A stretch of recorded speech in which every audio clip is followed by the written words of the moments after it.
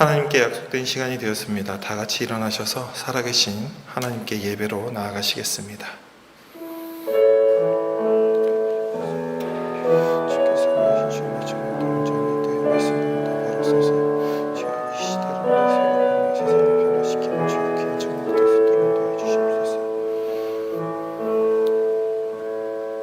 아버지께 참되게 예배하는 자들은 영과 진리로 예배할 때가 오나니 곧 이때라. 아버지께서는 자기에게 이렇게 예배하는 자들을 찾으시느니라. 하나님은 영이시니 예배하는 자가 영과 진리로 예배할지니라. 예배 받으시기에 합당하신 하나님께 사도신경으로 우리의 신앙을 고백하겠습니다. 나는 전능하신 아버지 하나님 천지의 창조주를 믿습니다. 나는 그의 유일하신 아들 우리 주 예수 그리스도를 믿습니다. 그는 성령으로 잉태되어 동정녀 마리아에게서 나시고 본디오 빌라도에게 고난을 받아 십자가에 못 박혀 죽으시고 장사된 지 사흘 만에 죽은 자 가운데서 다시 살아나셨으며 하늘에 오르시어 전능하신 아버지 하나님 우편에 앉아 계시다가 거기로부터 살아있는 자와 죽은 자를 심판하러 오십니다. 나는 성령을 믿으며 거룩한 공교회와 성도의 교제와 죄를 용서받는 것과 몸의 부활과 영생을 믿습니다. 아멘.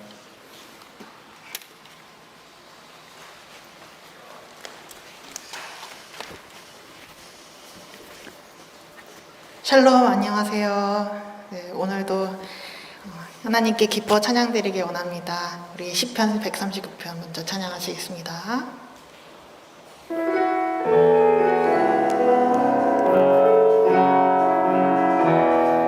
나보다 나를 잘 아시는 주님, 나보다 나를 잘 아시는 주님, 내가 주를 떠나 어디로 가겠나이까.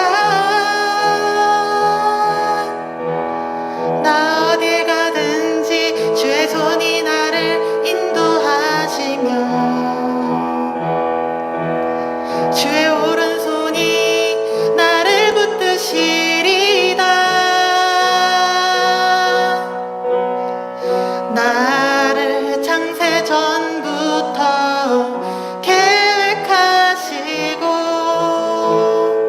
지금까지 인도하시네. 하나님이여 주의 생각에 어찌 그리 보배로우신지요. 나의 생각보다 나의 뜻보다 더 크고 놀라우신 주님, 하나님이여 나를 살피사 나의 마음을 다시오니 나를 영원한 길로 인도하소서. 나보다 나를 잘 아시는 주님, 내가 주를 떠나 어디로 가겠나이까. 나 어딜 가든지 주의 손이 나를 인도하시며 주의 오른손이 나를 붙드시리다. 나를 창세 전부터 계획하시고 지금까지 인도하시네. 하나님이여 주의 생각이 어찌 그리 보배로우신지요. 나의 생각보다 나의 뜻보다 더 크고 놀라우신 주님, 하나님이여 나를 살피사 나의 마음을 다시오니 나를 영원한 길로 인도하소서.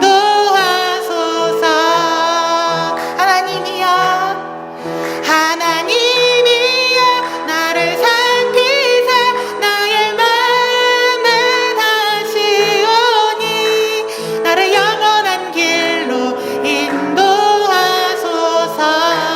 다시 한번 부르겠습니다.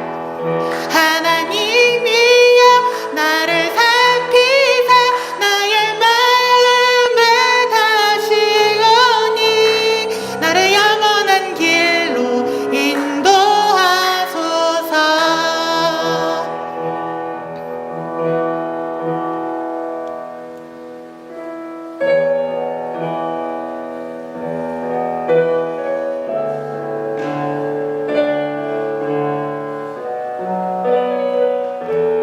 주가 보이신 생명의 길,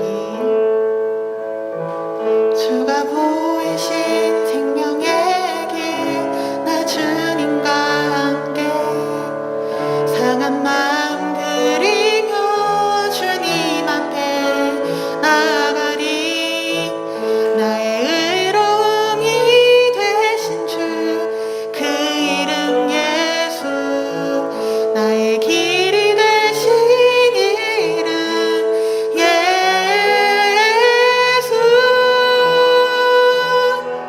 나의 길 오직 그가 아시다니 나를 단련하신 후에 내가 정금같이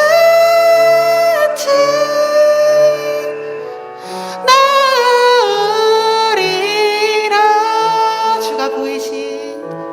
주가 보이신 생명의 길, 나 주님과 함께 상한 마음 들이며 주님 앞에 나아가리. 나의 의로움이 되신 주 그 이름 예수, 나의 길이 되신 이름 예수.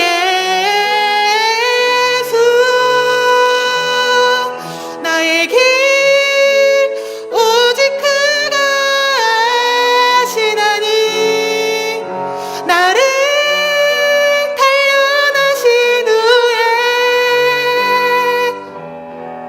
내가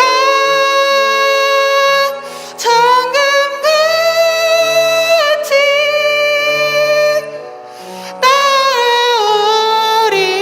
나으리라. 나의 길 오직 그가 아시나니 나를 단련하신 후에 내가 정금같이 나으리라. 우리의 길을 의롭게 하시고 우리가 길 대신 예수님 안에서 단련되고 또 주님 안에서 순금같이 보석과 같이 거듭나게 하시는 우리 주 예수님 앞에 우리가 나아갑니다. 우리가 일상 속에서 가장 하나님과 동행하기 어려운 부분이 있으신가요? 가장 하나님 생각이 안 나는, 그런데 나에게 중요한 일이 있으신가요? 그런 일들을 떠올리면서 매일에 또 그 순간의 길 속에서 주님 함께 해달라고 함께 기도합시다. 하나님 아버지, 우리가 정말 단련되고 좀 낮아지고 정말 두들겨 맞는 듯이 정말 어렵고 고통스러운 과정들도 겪어가는 청년의 때에서 정말 정금과 같이 순금과 같이 단련되고 정제되어서 주님 안에서 정말 예수님의 길을 따라갈 수 있도록 인도하여 주시옵소서. 우리에게 가장 중요한 일을 할 때 하나님을 놓치고 있지 않은지 돌아봅니다.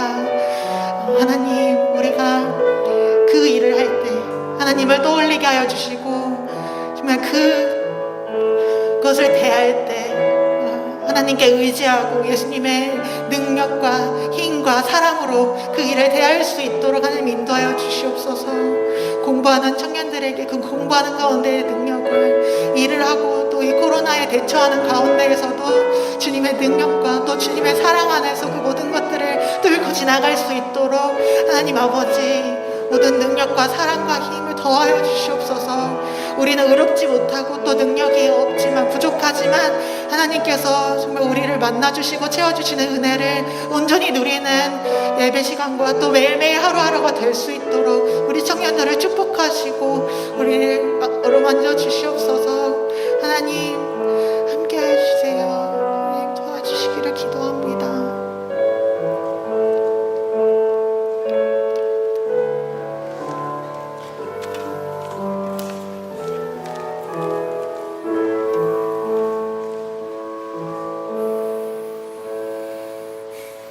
사랑의 하나님, 우리 청년들 이 자리 잊지 않고 이 시간 함께 모여 하나님 앞에 예배드릴 수 있게 해주심을 감사드립니다.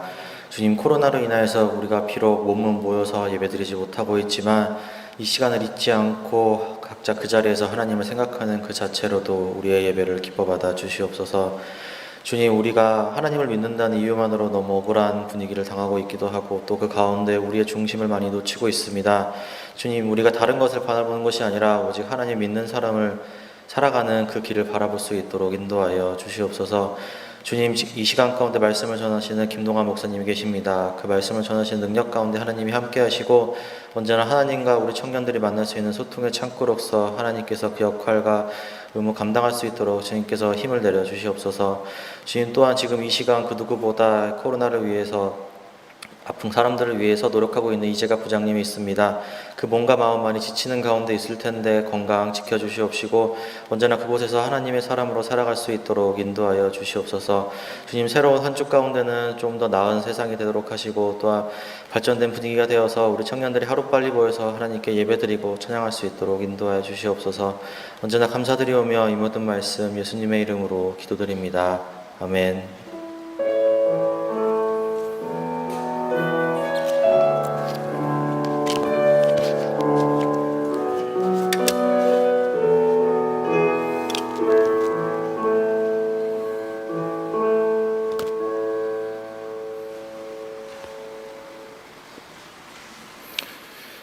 이제 축복하는 시간입니다. 우리 자신을 위해서 또 내일 군대 가는 우리 원진이를 한번 떠올리시면서 원진이를 생각하며 같이 축복송 부르겠습니다.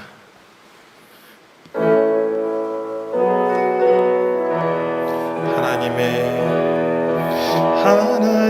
사랑이 당신의 삶 가운데 가득하기를 축복합니다.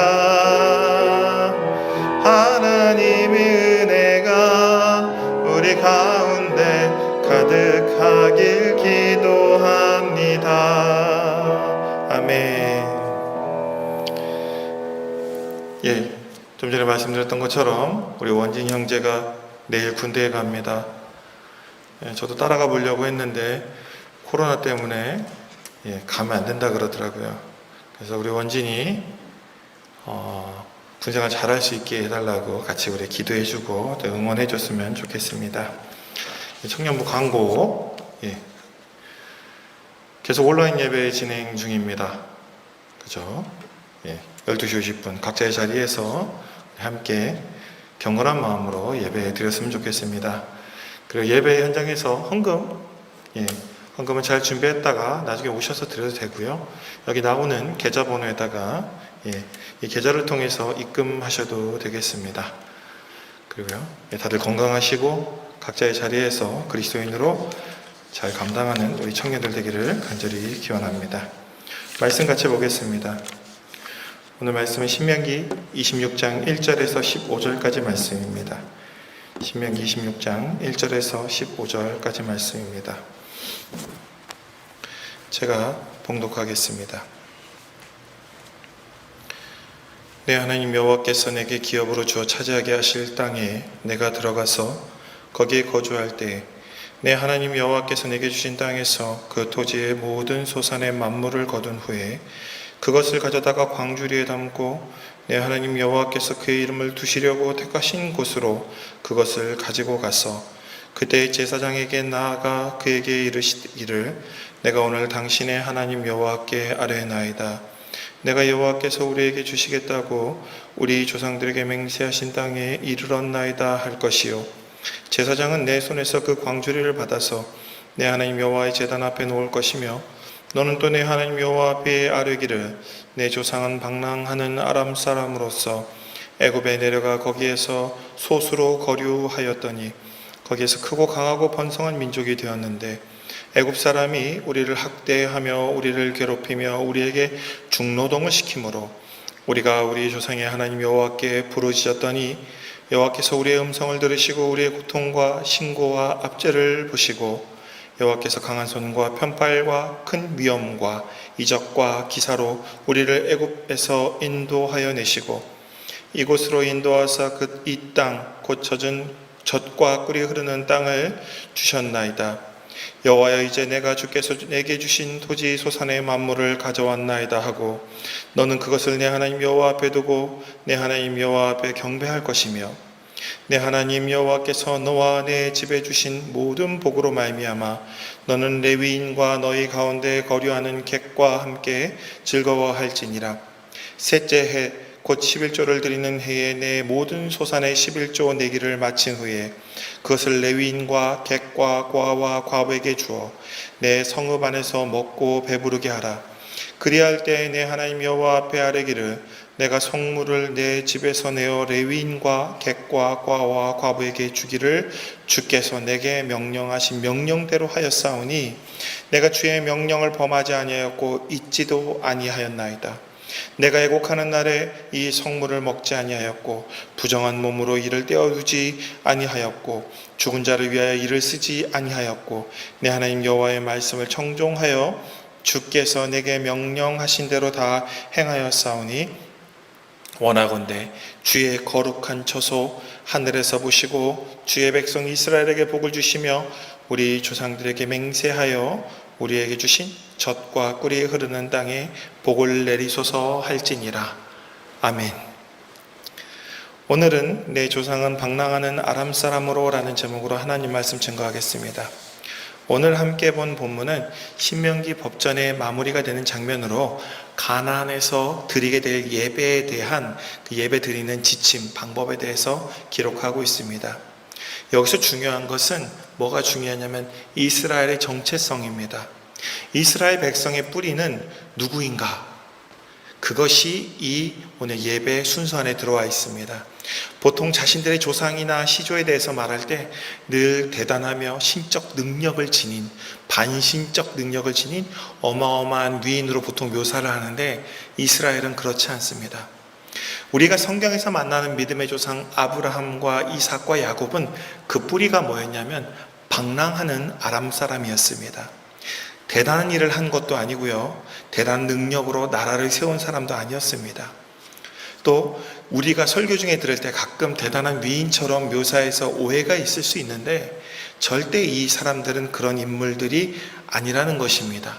요셉 또한 마찬가지입니다. 요셉도 대단한 인물이긴 하지만 결국 요셉을 믿고 그 형제들과 다 함께 가족이 이집트에 들어간 이스라엘 백성들은 나중에 이집트의 파라오 왕조가 바뀌면서 사회체제의 변화와 함께 노예 계급으로 떨어지게 됩니다. 이전에도 이미 이집트인들은 이집트인 외의 사람들과 부정해서 밥도 같이 먹지 않는 상황이었는데 왕조의 변화와 함께 신분제가 더욱더 강화되었던 것입니다. 그러니까 상황이 더 어려워졌던 것이죠. 이게 일반적인 나라들과 이스라엘이라는 나라의 차이점입니다. 이스라엘의 정체성은 뭐냐면 사람이 세운 나라가 아니고 하나님께서 친히 세운 나라라는 것입니다. 일반적인 나라들에는 신이 직접 세운 나라는 거의 존재하지 않습니다. 왜냐하면 보통은 신의 계시를 받은 누군가에 의해서 보통 나라를 세우게 됩니다. 신의 힘을 입은 반신적 존재, 초자연적 능력을 가진 영웅적인 누군가의 영웅적 리더십을 통해서 나라가 세워집니다. 그러나 이스라엘은 전혀 그렇지 않습니다. 이스라엘 역사에는 딱히 흠이 없고 완전 무결하며 홀로 강력한 능력을 가지고 무쌍의 능력을 가지고 신화적 기상의 영웅적 인물이 존재하지 않는다는 것입니다. 다들 조금씩 부족하고 연약해서 하나님의 능력을 힘입어 어찌어찌 주어진 그 역할을 감당한 사람들의 이야기가 바로 성경에 나와 있는 이 성경의 인물들입니다. 이스라엘 역사의 주인공은 그 역사에 등장하는 인물이 아니라 바로 그 인물들을 역사에서 쓰신 하나님이라는 것입니다. 이게 매우 중요한 성경의 관점입니다. 너희들의 조상은 뭐냐? 원래 방랑하던 아람 사람이었다. 나그네였다. 정착지도 없이 떠돌던 그런 사람이었다. 또 이집트에서 430년간 노예 생활을 했던 사람들이었다. 이것이 바로 이스라엘의 정체성이라는 것입니다.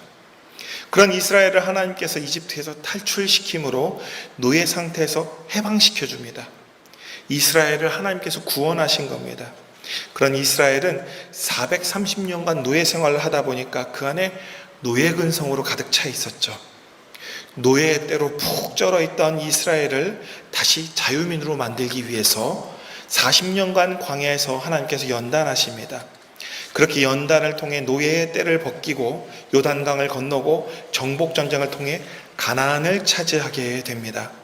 이 모든 것은 이스라엘이 잘나서 그렇게 된 것이 아니라 오늘 말씀에 나오는 고백이 그겁니다.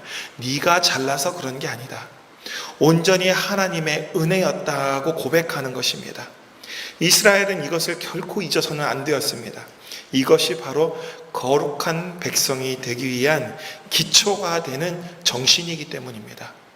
하나님을 사랑하고 이웃을 사랑하기 위해서 필요한 기초, 이게 뭐냐면은 방랑하던 아람 사람이었다는 것입니다. 430년간 노예 생활했다는 것입니다. 너희들은 너희들 스스로 정말 아무것도 아닌 존재였다라는 것이 핵심적인 것입니다. 이 신명기 법전의 말씀을 통해서 가장 핵심적인 것은 뭐냐면 약자의 마음을 전적으로 이해할 기본적인 바탕이 이게 사람들에게 필요했던 것, 이것을 가지고 있는 사람이 바로 거룩한 백성이 된다는 것입니다. 그래서 이스라엘은 나그네를 경험해야만 했습니다. 그 땅에, 이 땅의 최약자인 나그네, 이민자, 이주 노동자의 삶을 이해해야만 했습니다. 나라 없이 홀로 정체성이 불분명하며 사회로부터 문제만 생기면 모두에게 손가락질 받아야 하는 그런 자리, 세상이 그에게 뺏으려고 하면은 어떤 것도 지키지 못하고 내줘야만 하는 그런 자리, 그런 자리에 서 있는 자가 바로 그런 상황에 처한 연약한 사람들의 마음을 이해하고 그를 도울 수 있다는 것입니다. 또 나그네와 동급으로 나그네보다 더 가장 천한 대우를 받는 사람이 누구냐면 노예입니다. 사람이 돼 사람이 아닌 짐승과 같이 돈으로 사고 팔 수 있는 그런 대우를 받으며 어떤 경우에는 짐승보다 못한 대우를 받기도 하는 존재, 그 노예를 경험해야 했습니다. 노예를 경험한 자만이 노예 제도의 악함을 알고 형제와 자매를 노예로 만들지 않기 위해서, 그래서 노예를 경험해야 했던 것입니다.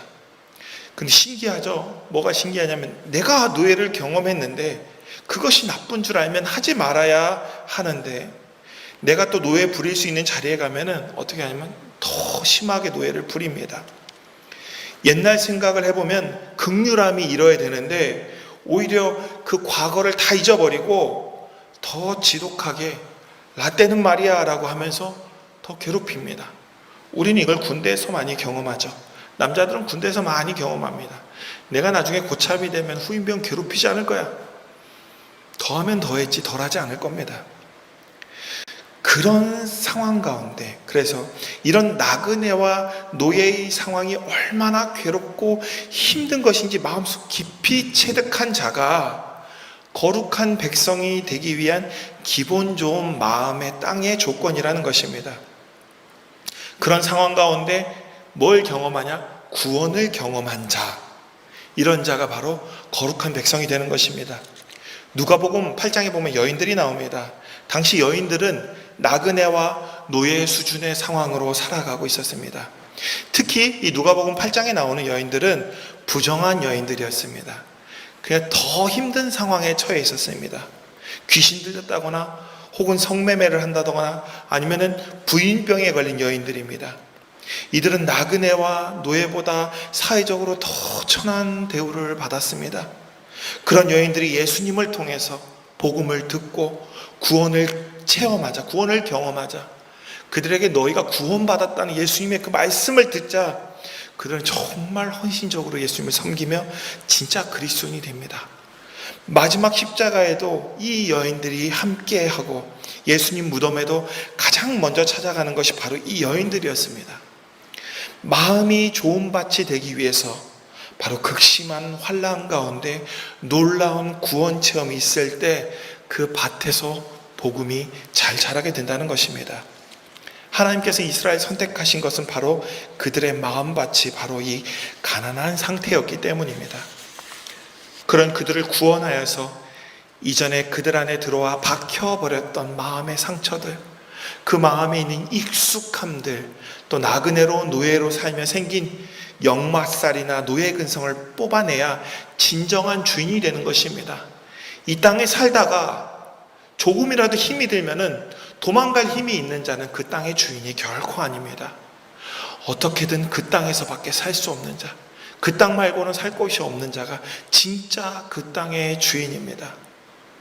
진정 하나님께서 허락하신 가나안 땅의 주인이 되는 자는 언제든지 그 땅에서 다른 땅으로 피할 수 있는 자가 아니라 마지막까지 그 땅의 주인으로 그 땅을 지키는 자가 그 땅의 주인이 될 수 있습니다.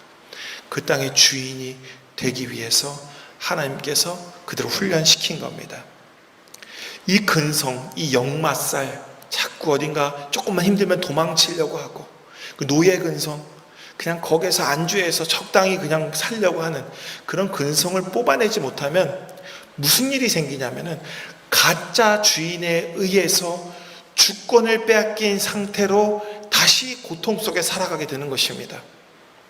식민지를 겪은 나라에, 노예 생활을 겪은 나라에 독재자들이 나타나는 이유가 바로 이것 때문입니다. 주인의식을 잃어버리거나 그 주인의식이 희미해져서 독재자들이 주인이 되는 것에 거부감이 적은 것입니다. 그러면서 반인반신이라면서 칭송합니다. 누가 되었든 그들은 이렇게 생각합니다. 노예 상황에서 벗어나지 못한 자들이 하는 생각이 이렇습니다. 좀 덜 괴롭히는 사람이 다음번 주인이 되었으면 좋겠다. 지금도 마찬가지입니다. 이 생각에서 벗어나지 못하는 그런 소극적인 자세로 이 땅을 살아간다면 아직 이 땅에서 그는 노예로 살아가는 자입니다. 이전에 이스라엘의 주인으로 삼았던 것으로부터 하나님께서는 이스라엘을 분리시킬 필요가 있었습니다. 40년 광야 생활은 진정한 자유인이 되기 위해서 나그네의 그 지난날 조금이라도 힘들면 도망치고 기근이 있다고 도망치고 자꾸 그 땅을 벗어나는 이탈하려는 그 마음을 또 뽑아내고, 또 노예 중독자 치료 과정이죠. 노예로서 그냥 그 노예 상황에 안주했던 그 모습들을 뽑아내기 위해서 하나님이 40년간 광야에서 그들을 훈련시킨 겁니다. 자유인이 되기 위한 핵심인 하나님 말씀에 순종하는 훈련을 하는 곳이 바로 광야 40년이었습니다. 이렇게 말하면 결국 주인이 하나님으로 바뀐 것이 아니냐, 이렇게 말하는 사람이 있습니다. 전혀 아닙니다. 하나님은 우리를 노예 삼으려고 부르신 게 아니라 자녀 삼으려고, 하나님의 거룩한 백성 만들려고 하나님께서 불러 순종하라고 하신 것입니다. 그 말씀에 순종했을 때 이전에 노예를 부리던 사람들은 자기를 위해서 순종하라고 했지만 하나님은 너를 위해서 순종하라고 한 겁니다. 하나님 말씀에 순종함으로 결국 순종하는 이들에게 순종한 이들이 그 복을 받고, 순종하는 사람이 더 사람답게 살 수 있기 때문에 순종하라 한 것입니다. 부정적인 사람들은 계속 그렇게 얘기할 겁니다. 결국 주인만 바뀐 것이지 도대체 뭐가 바뀌었느냐? 결코 아닙니다. 우리의 정체성도 노예가 아닙니다. 우리의 정체성도 바뀌게 됩니다. 이전엔 노예였지만 이제 하나님을 믿고 구원받으며 하나님의 자녀가 되는 것입니다. 그 아버지는 어떤 분이냐면은 자녀가 행복하기를 진심으로 바라는 아버지입니다. 자녀를 위해서 자녀가 행복하게 살기 위해 지켜야 할 방법을 주시면서 그거를 지키며 살면 행복할 것이라고 주신 것입니다. 우리가 지금까지 이 법에 대해서 우리가 살펴봤습니다. 계속 신명기 말씀을 보았는데 이 법을 지키면 공동체 안에 소외되는 사람이 없습니다. 모두가 먹고 사는 문제로, 주거의 문제로 걱정할 필요가 없습니다. 희년만 되면 다시 원래 자리로 돌아갑니다. 그러니까 집 걱정할 필요 없습니다. 중간에 문제가 생긴다고 해도 서로 합력하여 선을 이루어갈 것이기 때문에 결국 최종적으로는 모두가 행복한 나라가 되는 겁니다. 그렇게 40년간 순종의 훈련을 마친 이스라엘은 이제 실습을 합니다. 훈련도 중요하지만 실습의 과정이 필요합니다. 주인의식을 가진 자는 그것이 주인의식으로 발휘할 수 있도록 그것을 행해봐야 됩니다. 또 억지로 하면 안 됩니다. 시켜서 하는 것이 아니라 자발적 순종으로 해야 됩니다. 그래서 시작한 것이 가나안 정복전쟁입니다. 생명을 건 순종 실습 및 주인의식 실습, 또 그리고 맨손으로 거의 구석기 시대의 무기를 가지고 상대방은 최소한 청동기에서 철기인 문명을 믿음으로 싸워 이기는 것입니다. 이스라엘의 전쟁은 하나님께 속해 있으며 이를 통해서 무기의 문제도 아니고 돈의 문제도 아니고 하나님께서 승리로 이끄실 것이라는 믿음의 문제였습니다. 이것을 실습하는 과정이었습니다. 우리들 세상에 살아갈 때 나의 가정과 배경과 이런 것들 때문에 우리가 잘 되지 못한다고 생각하는데 다 거짓말입니다. 하나님을 믿지 못해서 잘 되지 못하는 것입니다. 그 잘 되는 것이 세상적으로 돈이 많고 세상적으로 권력과 명예를 얻는 것이 잘 되는 것이라고 생각하지만 큰 착각입니다. 그것이 잘 되는 것이 아니라 하나님의 말씀에 순종하며 나아갈 때 하나님이 주시는 그 복으로 살아가는 사람이 잘 되는 사람입니다. 그리고 그 복을 받은 사람만 알 수 있습니다. 그것은 누가 평가하거나 판단하는 것이 아닙니다. 근데 사람들은 자꾸 교만해서 평가하죠. 그런데 실제로 보면은 내가 이긴 것 같죠. 근데 그 복 받은 사람이 진짜 승리자임을 나중에 알게 됩니다. 그래서 우리는 이 이스라엘 백성은 이 가나안 정복전쟁을 통해서 하나님이 편들어 주시는 백성은 어디 가서도 지지 않고 승리한다는 것을 배우는 시간이었고 실습 시간이었습니다. 하나님이 편들어주는 백성이란 하나님의 말씀에 순종하는 거룩한 백성을 말합니다. 이때 이스라엘이 하나님 말씀에 순종하지 않는다면 이제 다시 원점으로 돌아가게 된다는 것도 이스라엘은 이 가나안 정복전쟁을 통해 배우게 됩니다. 이때부터 문명의 차이와 현실적 수치의 싸움으로 다시 원래대로 돌아갑니다. 이전에 받았던 하나님의 능력 버프가 없어지는 것입니다. 그렇게 싸움에서 패배함으로 하나님 앞에 순종해야 한다는 것을 깊이 이스라엘은 경험합니다. 이 일련의 과정들을 통해서 이스라엘은 거룩한 하나님의 백성이 되어갔던 것입니다. 기본적으로 자발적 의지로 하나님을 사랑하며 이웃 사랑하고 하나님 말씀에 순종함으로 거룩한 하나님 나라의 백성의 토대를 만든 것입니다. 그러나 토대가 준비된 다음에 이제 뭐냐면 그렇게 토대가 준비된 다음에 나라를 세우고 확장해가며 구체적이며 실제적인 무슨 과정이 필요하냐면 하나님 나라를 이 땅에 세우는 고급자 과정을 걷게 되는 것입니다. 그것이 이스라엘 역사이며 신명기 율법은 바로 그 과정 가운데 하나님께서 나침반과 같은 역할을 하라고 주신 말씀인 것입니다. 또 사람마다 하나님 사랑과 이웃 사랑에 관해 각자가 가지고 있는 생각들이 있습니다. 어떤 사람은 이웃이 물에 빠지면 건져주지만 길에서 넘어지면 일으켜줄 필요가 없다는 생각하는 사람이 있습니다. 어떤 사람은 노예를 형제로 대하라고 하면은 어떻게 하냐면 말씀처럼 진짜 형제로 대하는 사람이 있는 반면에 어떤 사람은 형제라고 생각만 하고 실제로는 노예처럼 부리는 사람도 있을 수 있습니다. 왜냐하면 그 사람이 노예가 된 것은 그 사람이 나처럼 열심히 살지 않아서 노예가 된 것이니 그에 따른 합당한 징벌적 삶의 고난이 필요하다고 생각하는 그런 정서를 가진 사람도 있을 것이기 때문입니다. 이게 매우 교만한 생각이고 악한 생각입니다. 그저 하나님의 은혜로 지금 자기가 운이 좋아서 잘 살고 있다는 생각을 전혀 못하는 악한 심보죠. 자기가 열심히 해서 이렇게 잘 산다는 사람들, 나처럼 살려면 나처럼 이렇게 해야 한다고 말하는 사람들은 대부분 하나님을 안 믿는 사람입니다. 하나님을 믿는 사람은 결코 나를 내세우지 않습니다. 내가 이렇게 해봤더니 라가 아니고 하나님께서 이 상황 가운데 나를 인도해 주셔서 라고 말할 겁니다. 그저 하나님께서 부족한 나를 세워주셨으니 나는 감사하며 열심히 내게 주어진 책임을 할 뿐이고, 그것은 하나님께서 공동체를 위해 일하라고 주신 능력이니 공동체를 위해 열심히 헌신하는 사람이 진짜 하나님을 믿는 사람입니다.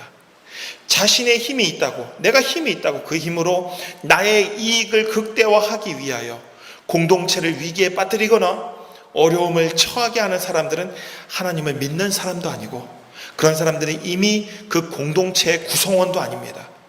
그런 사람을 하나님께서는 반드시 심판하십니다.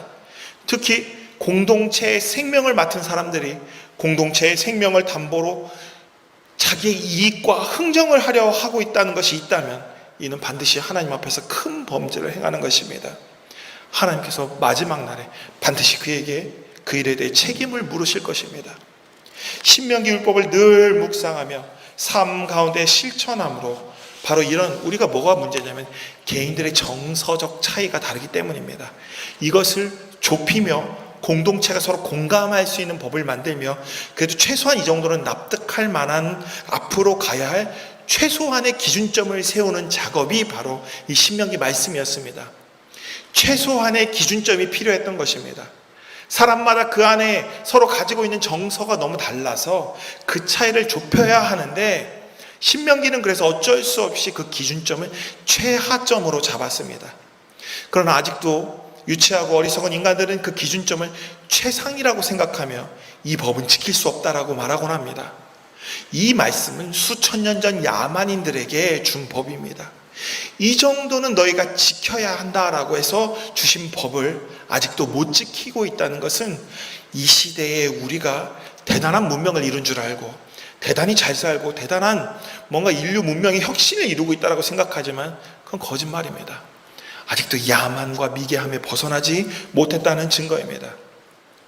25장을 보면 그런 법들이 하나하나 나옵니다. 40에 하나 감한매를 칠하는 법이 있습니다. 인권 개념을 흐릴 수 있는 과도한 응징을 경계하라는 것입니다. 수사 단계부터 반인권적인 고문이 이 땅에서 벌어진 것이 아직 50년도 채 되지 않았습니다. 지금은 그런 부분이 많이 수정되었지만 오히려 언론이나 인터넷을 통한 실제 사실과 다른 것을 보도함으로 인격적 살인이 자행되고 있습니다. 결과로 나온 것을 가지고 죄가 있는지 없는지 결론만 말하고 그 죄에 대해서 벌을 받으면 될 것인데, 판결도 나오지 않은 것을 가지고 생중계를 하며 여론몰이를 통해서 인격 살인이 수시로 자행되고 있고, 실제로 이런 일로 인해 여럿이 스스로 목숨을 끊었습니다. 이건 스스로 목숨을 끊은 게 아니라 사회가 그를 죽인 것입니다. 실제적으로 육체적 고문을 하던 시절과 다를 것이 하나도 없습니다. 대중의 적으로 몰아 스스로 목숨을 끊게 만드는 것은 그것에 혹해서 죽이라고 아우성치는 대중들도 역시 마귀에 씌운 것이 분명합니다. 야만의 상태에서 벗어나지 못했음을 보여주는 것입니다. 남들이 조금이라도 나보다 이 땅에서 욕망을 더 이루고 사는 것을 보면은 아주 부러워 미칠 것 같습니다. 내가 가지지 못한 걸 가진 사람을 보면은 정말 죽을 만큼 그 사람이 원망스럽고 두렵습니다. 뭔 상관입니까? 있어도 그만이고 없어도 그만인 것들이었습니다. 그저 내 욕심일 뿐입니다. 야만의 상태에서 벗어나지 못해서 그 욕심을 내려놓지 못해서 그렇게 죄악을 범하고 있고 살인을 행하고 있는 겁니다. 곡식 밟아 떠는 소 입에 망을 씌우지 말라는 법도 있습니다. 곡식 밟아 떠는 소는 생계를 위해 인신을 저당 잡힌 채 일하는 날품팔이 일꾼을 말합니다. 일반적으로 이 시대에는 대부분의 노동자들이 그렇습니다. 살기 위해서 인격과 육신까지 저당 잡힌 채 노예처럼 일하고 그 어떤 모욕과 비하에도 인내해야 합니다. 오늘 내가 일을 그만두면 지금까지 누리고 살고 있던 이 삶을 잃게 될까 봐 두려워서 무슨 일을 하든지 시키는 대로 합니다. 다른 사람 죽이라 그러면 지금 내 삶을 지키기 위해서 남이 죽는 것도 아랑곳하지 않습니다. 그 어떤 상황 속에서 그것을 다 참아내고 내 가족들까지도 이것은 인질로 잡혀있는 그런 시대입니다. 가족들까지 인질로 잡혀있는 이 시대의 노동자들을 말합니다. 그런 이들에게 최소한의 삶을 보장하라는 것입니다. 좀 너무 극한까지 몰아붙이지 말라는 것입니다. 이는 가혹한 노동을 금지하고 또 더 나아가서 대중을 실업자로 만드는 이 경제적 성장, 고용 없는 성장을 좀 지양하라는 것입니다. 이와 같은 것은 하나님 뜻에 반하는 행동이라고 말씀하고 계십니다. 하나님께서는 온 세상이 풍족하게 쓰고도 남을 땅과 자원을 주셨는데 독점하지 말라고 경고하고 계십니다. 분배의 정의를 막고 인간의 생계 유지를 가로막는 모든 것은 하나님을 대적하는 행위라고 성경은 말하고 있습니다. 공동체의 약자를 끝까지 책임지도록 하는 여성보호법인 형사취수제가 그 다음에 나옵니다. 형이 죽으면 형수, 이 제수를 아내로 맞아요. 공동체에서 소외되지 않도록 해라. 지금으로 보면 형제가 죽으면 형제의 가족이 살아갈 수 있도록 책임지라는 말씀입니다.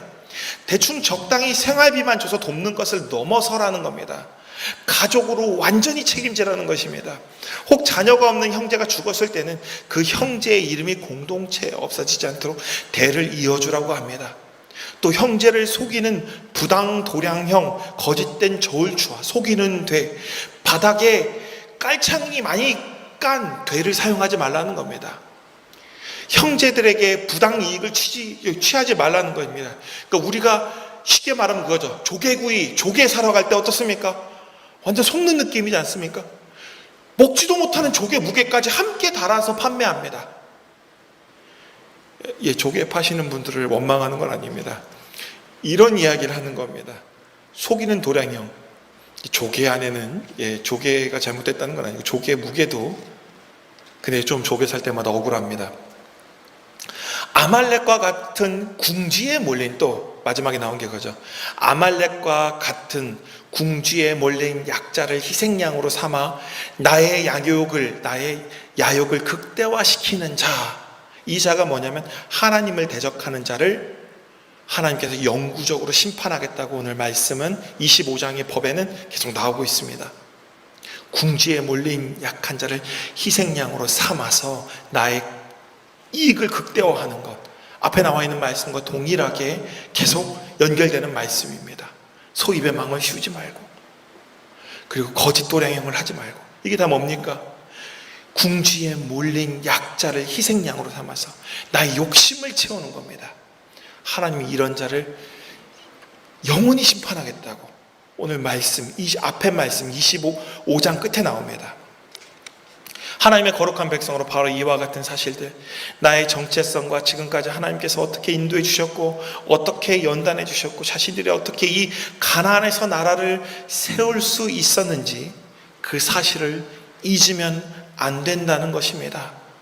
그 사실을 잊지 않기 위해서 이스라엘은 예배를 하나님께 드린 것입니다. 이 예배의 핵심은 뭐냐면 바로 이와 같은 은혜를 늘 기억하며 하나님께 무언가를 요구하러 오는 것이 아닙니다. 하나님 이거 주세요, 저거 주세요 하는 게 아니라 하나님 한 주간도 하나님께서 나를 이렇게 돌봐주시고 지켜주셔서 참 복받은 한 주가 되었고 한 달이 되었고 한 해가 되었고 내 평생의 인생이 되었습니다. 감사합니다 하고 하나님한테 요구하러 나오는 게 아니라 헌물을 드리러 예배의 자리에 나가는 것입니다. 받은 복을 세어보는 것이 바로 예배입니다. 앞으로 받을 복을 달라고 하는 것은 이 땅의 토속적 신앙의 모습일 뿐입니다. 우리 옛사람의 모습입니다. 이미 하나님께서는 뭐냐면 오늘 말씀을 통해서 신명기 법전을 통해서 모세오경을 통해서 성경 말씀 전체를 통해서 그 방법을 알려주셨고 우리는 그 방법대로 순종하며 살면 복을 받을 것입니다. 그러나 하나님의 살아계심을 경험할 것이며 삶에서 복을 받게 되고 구원을 받게 됩니다. 그 받은 복과 구원에 감사해서 하나님 앞에 나오는 것이 바로 예배인 것입니다. 그리고 그 예배에 나올 때는 정성스럽게 하나님 앞에 예물을 가지고 나오는 것입니다. 너무 감사해서. 또 하나님께서는 우리에게 약속하셨습니다. 이 말씀을 계속 지켜 행하면 그 복이 너희를 떠나지 않을 것이다. 그러니 계속 예배하러 나옵니다. 그리고 내가 이전에 누구였는지 계속 말씀을 통해서 나 자신을 살펴봅니다. 내가 얼마나 죄인이었는지 스스로 확인하고, 이런 죄인인 내가 하나님을 믿고 하나님 말씀에 순종함으로 그 삶이 어떻게 변화했는지, 하나님께서 나를 지난날 그 죄인에서 어떻게 구원하셨고 어떻게 지금까지 연단하셨고 나에게 어떤 복을 주셨는지 그것을 알게 된다는 것입니다. 그것을 떠올리는 것이 예배의 핵심 중의 핵심입니다. 지금까지 선하게 하나님께서 인도하셨고 앞으로도 선하게 인도하실 것을 믿고 더욱 말씀 앞에 서서 하나님께서 알려주신 이 땅에서 거룩한 백성으로 살아가는 방법을 깊이 묵상하며 오늘 이 시점에 하나님의 뜻대로 행하는 것이 무엇인지 또 그 말씀을 통해 발견하며 성령님을 통해 주신 지혜로 이 시대에 하나님의 뜻을 이루며 살아가는 것이 바로 그리스도인이며 거룩한 하나님의 백성이라는 것입니다. 그저 말씀의 끄트머리에 나와 있는 대로 이거 해라 그럼 이거 하고 이거 하지 말아라 하지 않는 것이 아니라 이 시대적 감성에 우리의 개인적 신앙적 감성을 더해서 더 많은 것들을 하는 것입니다. 예수님이 얘기했습니다. 그 끝을 형제를 위해서 목숨을 내놓으라고 하셨습니다. 이것이 이웃사랑이고 형제사랑입니다. 그리고 이것이 뭐냐면 하나님 사랑하는 것입니다. 형제를 위해 목숨을 버리는 것이 하나님 사랑하는 것입니다. 우리는 늘 잊지 말아야 됩니다. 우리가 누구인지. 이스라엘이 내 조상이 방랑하는 아람 사람이며 이집트에서 430년간 노예 생활을 했던 사람이었음을 잊지 말아야 했던 것처럼 우리가 지난날 어떤 사람이었는지 잊어서는 안 됩니다. 흔히 국뽕에 취해서는 안 됩니다. 이것은 자기 위치는 생각 안 하고, 이런 애들 있죠. 학창시절 반평균 자랑하는 정말 멍청이가 있습니다. 노래도 있죠. 멍청이라는 노래가 있습니다. 반평균이 높으면 뭐합니까? 자기가 1등한 것도 아닌데 그러면서 하위권 친구들한테 가서 이렇게 말합니다. 너희가 반평균을 깎아먹었다고, 너희 때문에 우리 반이 1등을 못했다고. 자기도 1등을 한 건 아닙니다. 겨우 중간쯤 하면서. 이걸 뭐라고 하냐면 노래가 있지 않습니까? 멍청이라고 부르지 않습니까? 그 노래도 있습니다. 반평균으로 네가 대학 가는 것도 아니고 반평균으로 네 인생이 대단한 일이 생기는 것도 아닙니다. 솔직히 1등 한다고 해도 마찬가지입니다. 그러나 하나님을 믿고 하나님 말씀에 순종하는 자에게 하나님이 내 편이 되어주셔서 어디서나 승리하고 이기게 해주신다고 오늘 말씀은 약속하십니다. 스스로 내 자신이 어떤 사람인지 알아야 됩니다. 스스로 겸손히 하나님 앞에 낮아지며 우리가 그때서야 말씀에 순종하게 되고 그리고 그때서야 참 구원을 경험하게 됩니다. 그러면서 우리는 앞으로 하나님 앞에 나오는 예배가 기뻐질 것이고 우리가 하나님 앞에 나오는 예물이 정성스럽게 더욱더 풍성해지며 기쁨으로 가지고 나올 수 있습니다. 마지못해서 갖고 나오는 것이 아니라 기쁨으로 하나님 지금까지 내 삶을 책임져 주셨습니다. 하나님 제가 이것밖에 못 갖고 나와서 죄송합니다라고 오히려 하나님 앞에 부끄러운 손으로 가지고 나오게 될 것입니다. 그러면서도 얼마나 기쁘고 감사한지 모릅니다. 우리 신흥의 청년들에게 이런 복이 있기를 기원합니다. 또 그 복을 통해서 아브라함과 같이, 아브라함은 나그네였습니다. 축복의 통로가 되었습니다. 축복의 통로가 되어서 많은 사람들이 아브라함을 통해서 복을 받습니다. 이와 같이 여러분들도 축복의 통로가 되어 많은 사람들이 여러분들을 통해서 복을 누리는 하나님의 놀라운 역사가 여러분들 가운데 있기를 기원합니다. 또한 여러분들도 그 복 가운데 늘 기쁨과 은혜와 감사가 넘치길 기원합니다. 기도하겠습니다. 사랑과 은혜가 많으신 하나님, 우리는 이스라엘처럼 나그네였으며 노예였습니다. 당장 누울 곳이 없을까봐, 먹고 살 것이 없을까봐, 가족들이 굶을까봐 두려움에 떨며 앞으로 나갈 것이 두려워서 나가지도 못하고 그냥 가만히 정체되어 있고 어리석은 종처럼 노예처럼 자존감과 인격을 저 시궁창에 집어넣고 살던 어리석은 인간이었습니다. 아버지께서 자유인이라고 얘기하셨고 구원받은 하나님의 자녀라고 했는데 그것을 잊어버리고 시궁창처럼 살았습니다. 노예처럼 살았고 조금만 무서우면 도망치는 나그네처럼 살았습니다. 이 땅에서 나그네와 같이 밟을 곳도 없는 삶을 살아가는 자였으며 세상의 노예로 묶여서 가족들의 생명을 인질로 잡혀서 살아가는 그런 자였습니다. 우리의 인생을, 내 가족을 인질로 잡혀 협박당하며 고통과 슬픔과 아픔의 세월을 보내왔고, 우리의 가족의 삶과 미래를 저당 잡혀 눈물로 보낸 그런 자들이었습니다. 그런 우리가 예수 그리스도를 만남으로 소망을 얻게 되었고, 이제 더 이상 나그네도 아니고 노예도 아닌 하나님의 자녀가 되는 은혜를 얻게 되었습니다. 주님이 이 은혜를 잊지 않고 날마다 하나님 말씀에 순종함으로 하나님 가라 하는 곳에 가고, 하나님 멈추라 하는 곳에 멈추고, 사람의 눈치를 보지 않고 오직 하나님만 바라보며 나아가는 우리가 되게 하여 주시옵소서. 그런 놀라운 복을 우리가 경험하는 우리 모두가 될 수 있도록 인도하옵소서. 한 주간도 각자의 삶의 자리에서 우리 청년들 지켜주시고, 하나님과 동행함으로 그리스도인으로 본이 되며 세상의 빛과 소금의 역할 잘 감당하는 요셉과 같이 형통함의 은혜를 세상에 끼치는 귀한 청년들 다 되게 인도하여 주시옵소서. 주께서 붙들어 주실 줄 믿사오며 우리 주 예수 그리스도의 이름으로 기도드립니다. 아멘. 다 같이 파송과 봉헌의 찬양 드리겠습니다.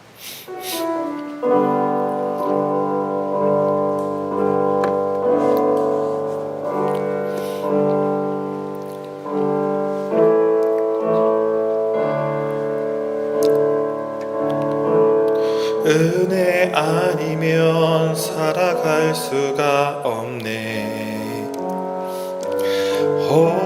호흡마저도 다 주의 것이니 세상 평안과 위로 내게 없어도 예수, 오직 예수뿐이네. 그 신계획 다 볼 수도 없고 작은 고난에 지쳐도 주께 묻기 나의 모든 삶 버티고 견디게 하시네. 은혜 아니면 살아갈 수가 없네. 나의 모든 것 다 주께 맡기니 참된 평안과 위로 내게 주신 주 예수, 오직 예수뿐이네. 기도하겠습니다. 사랑과 은혜가 많으신 하나님 아버지 감사드립니다. 주님을 사랑하는 주님의 청년들이 주님 앞에 귀한 예물을 가지고 나왔습니다. 주여, 이 예물이 사용되는 곳마다 온전히 그곳에 하나님 나라가 서며 거기서 노예로 나그네로 고통받는 자들이 자유함을 얻고 진정한 구원을 받아 다 그리스도인 될 수 있는 놀라운 역사가 일어날 수 있도록 주여 인도하여 주시옵소서. 우리 청년들이 이 놀라운 하나님 나라 사역에 귀하게 쓰임받는 주님의 놀라운 복된 자녀들 다 되게 하여 주시고, 우리 청년들이 가는 그 앞길 주님 동행하여 주시어서 우리 청년들이 말씀과 동행하는 가운데 늘 복의 근원이 되며 하나님의 기쁨과 감사와 은혜를 누리는 우리 청년 다 되게 인도하여 주시옵소서. 이제는 우리 주 예수 그리스도의 은혜와 아버지 하나님의 크신 사랑과 성령의 감화 감동 역사 충만하심이 이전에 내가 누구였는지, 또 이전에 내가 어떤 모습이었는지, 이전에 내가 하나님 보시기에 얼마나 부족했는지 그 모습을 늘 기억하며 마음의 가난함, 마음의 낮아짐을 늘 품고 새기고 살아가고자 하는 우리 청년들 머리 위에 이제로부터 영원토록 함께 하시기를 간절히 축원하옵나이다. 아멘.